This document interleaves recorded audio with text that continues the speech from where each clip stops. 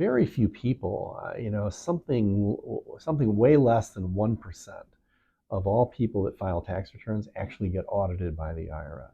And when I say audited, what I mean is that they're going to do sort of a deep dive into your tax return and want to get all the supporting information from you. Typically what happens is that the IRS will they tend to be not in-person audits. They tend to be by mail or by correspondence. And the first thing that they ask for is they ask for all of your bank accounts. They want all of your bank accounts and financial accounts, and they'll want statements from the year that's involved. So if it was an audit for 2021 tax return, they're going to ask for all of the statements for all of your accounts. And there's no point in giving them less than what they asked for because they already know what those statements are, right? Right.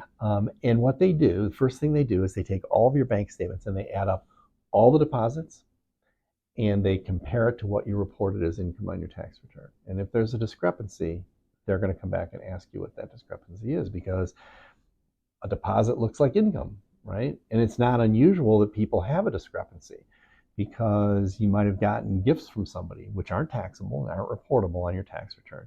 You may have some things that were just transfers. I mean, I transfer money between accounts all the time. So if it's a deposit in one account, it's probably deducted out of another account. I'm just moving money from one account to the other. Those aren't taxable. But the IRS doesn't know that because they're seeing it. So that's one of the big things that they do. And then what will happen is that they'll ask for an in-person review.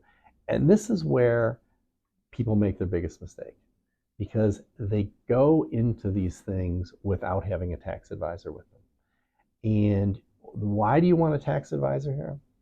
I would say for two reasons. One is that the tax advisor is your power of attorney and can answer all the questions for you. And it's just like you wouldn't go into court or into a deposition without an attorney, or you shouldn't, right? Because you don't know what the game is. You don't know how the game is played. And so you're at an immediate disadvantage, and they start asking you questions. I'll give you an example. I had a client one time who went into the IRS, thought no big deal. Our tax returns are perfectly clean. We haven't done nothing wrong. And the IRS started asking them questions, and the question they asked was, are you sure you've reported all of your income?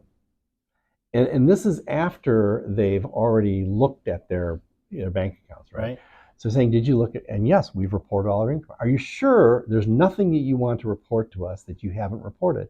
No, we've reported everything. Well, then the IRS tells them, well, what about this $7,000 here? And they go, oh yeah, we sold a boat for $7,000. Well, immediately the IRS thinks you're lying to them. And what happens? The dive becomes deep.